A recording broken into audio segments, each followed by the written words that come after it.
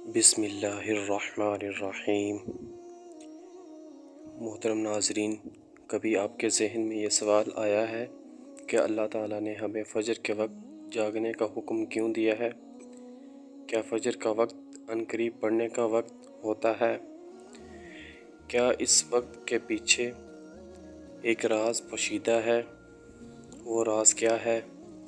اس راز کو جاننے کے لیے ضروری ہے کہ ہم پہلے نماز کے بارے میں جانیں، جو ہم پر دن میں 5 مرتبہ فرض کی گئی ہے۔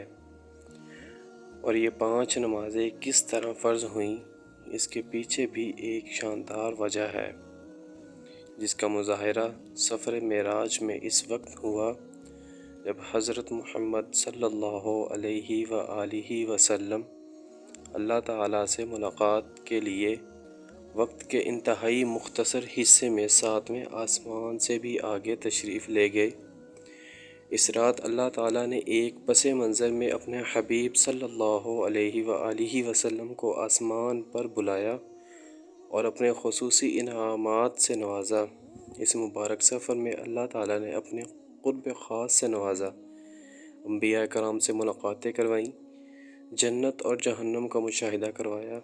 اس عظیم سفر میں بہت سے انعامات سے نوازا گیا، جن میں سے ایک خاص انعام امت کے لیے نماز کا تحفہ دیا اور قیامت تک انسانوں کو اپنے معبود اور خالق سے قریب کرنے کا عظیم ترین تحفہ اور عبادت یعنی نماز اس سفر میں عطا کی۔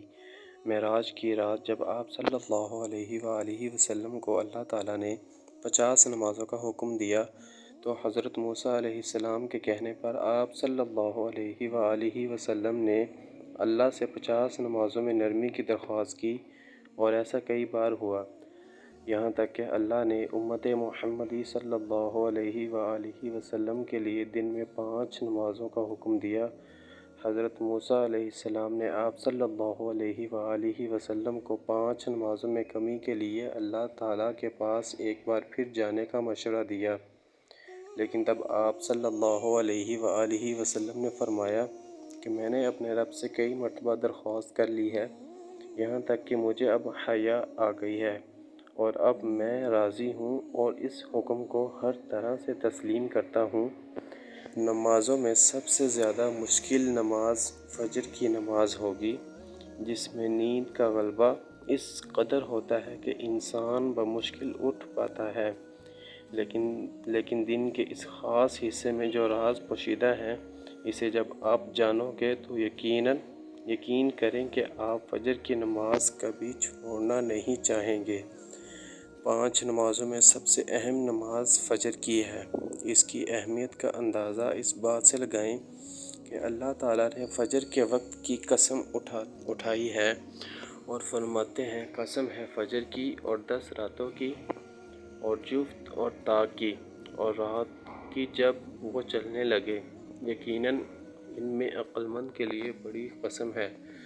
حضرت عائشہ صدیقہ رضی اللہ تعالی عنہا سے روایت ہے کہ حضور اکرم صلی اللہ علیہ وآلہ وسلم کا ارشاد ہے، فجر کی 2 رکعتیں دنیا و ما فیہا سے بہتر ہے۔ یاد رکھیں، فجر کی نماز باجماعت نماز ایک مسلمان کی صداقت اور اس کا ایمان پرکھنے کی کسوٹی ہے۔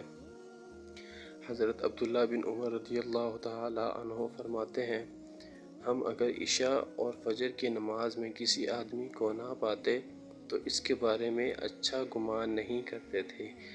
فجر کی نماز جہنم سے حجاب ہے۔ جناب رسول اکرم صلی اللہ علیہ وآلہ وسلم نے فرمایا، جو شخص سورج نکلنے سے پہلے اور سورج ڈوبنے سے پہلے کی نمازیں یعنی فجر اور عصر پڑھتا ہے، وہ ہرگز جہنم کی آگ میں داخل نہیں ہوگا۔ فجر کی نماز جنت کی ضمانت ہے۔ رسول اللہ صلی اللہ علیہ وآلہ وسلم نے فرمایا، جو شخص اگر 2 ٹھنڈی نمازیں یعنی فجر اور عصر پابندی سے پڑھتا ہے تو وہ جنت میں داخل ہوگا۔ حضرت عبداللہ رضی اللہ تعالی عنہ سے روایت ہے کہ جناب رسول اکرم صلی اللہ علیہ وآلہ وسلم کے سامنے ایسے شخص کا ذکر کیا گیا جو صبح ہونے تک سوتا رہتا تھا، یعنی فجر کی نماز ادا نہیں کرتا تو آپ صلی اللہ علیہ وآلہ وسلم نے ارشاد فرمایا، ایسے شخص کے کانوں میں شیطان پیشاب کرتا ہے۔ فجر کی نماز کے لیے اس طرح اٹھیں، رات کو جتنا ہو سکے جلدی سوئیں، سوتے وقت فجر کی نماز جماعت کے ساتھ ادا کرنے کا پختہ ارادہ کریں اور ارادہ کرنے میں مخلص ہوں۔ ایسے اسباب اختیار کریں جن سے فجر کی نماز کے لیے اٹھنا آسان ہو۔ پھر بھی اگر کسی دن تاخیر ہو جائے تو جس وقت آنکھ کھلے سب سے پہلے نماز ادا کر لیں۔ انشاءاللہ تاخیر کا کوئی گناہ نہیں ہوگا، لیکن اس کو معمول بنانا گناہ ہے جو کسی بھی طرح جائز نہیں۔ دنیا میں کئی ایسے لوگ ہیں جن کو بے خوابی کی شکایت ہوتی ہے، جس میں وہ ساری رات سو نہیں پاتے اور سارا دن کام کاج کر کے رات کو بھی سو نہیں سکتے۔ تب کئی طرح کی ذہنی اور جسمانی بیماریاں جنم لیتی ہیں، اور اس بیماری کا شکار آج ہر دوسرا تیسرا شخص ہو رہا ہے، جس کی بڑی وجہ اللہ تعالیٰ کے احکامات کو پیچھے چھوڑ کر دنیا کی رنگینیوں کے پیچھے بھاگنا ہے۔ ساری رات جاگنے کے بعد فجر کے قریب نیند آ جاتی ہے، لیکن وہ نیند جسم کو پرسکون نہیں کرتی۔ آپ صلی اللہ علیہ وآلہ وسلم نے فرمایا، رات اور دن میں فرشتوں کی ڈیوٹی بدلتی رہتی ہے۔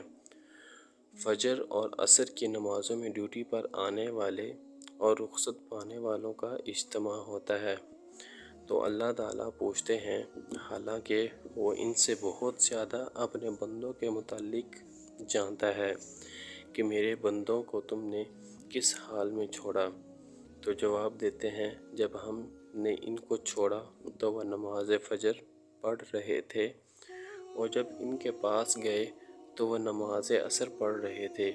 فجر اور عصر کی نماز کے وقت سونے سے منع کرنے کے پیچھے بھی ایک بڑی وجہ ہے، اور وہ یہ کہ سائنس کہتی ہے کہ صبح سورج طلوع ہوتے وقت اور شام کو غروب ہونے سے پہلے سونا نہیں چاہیے، کیونکہ صبح کے وقت زمین پر آکسیجن وافر مقدار میں فراہم ہوتی ہے، جس وقت ماحول تر و تازہ ہوتا ہے، اور یہ آکسیجن دن بھر آپ کو فٹ رکھنے کے لیے انتہائی ضروری ہے۔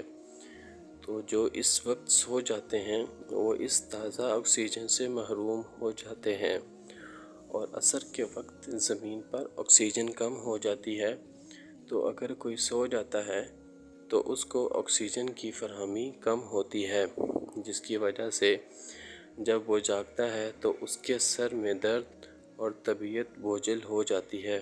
اور یہی وجہ ہے کہ اسلام میں ان دونوں اوقات میں سونے سے منع کیا گیا ہے۔ نماز فجر کے بارے میں ایسے اور بھی بے شمار فضائل ہیں جو کہ ہمارے علم میں نہیں۔ اگر انسان ان کو جان لے تو کبھی کوتاہی نہ کرے۔ رسول اکرم صلی اللہ علیہ وآلہ وسلم کا فرمان ہے، اور وہ لوگ عشاء اور فجر کی فضیلت جان لیں تو وہ کبھی نمازوں میں کوتاہی نہیں کریں گے۔ اب آپ خود اندازہ لگائیں کہ ایک طرف ان دونوں نمازوں کی کتنی اہمیت اور فضیلت ہے، اور دوسری طرف ان کی ادائیگی میں کتنی سستی اور لاپرواہی برتی جاتی ہے۔ اللہ تعالی ہم سب کو 5 وقت کی نماز پڑھنے کی توفیق عطا فرمائے۔ آمین ثم آمین۔ جزاک اللہ خیر۔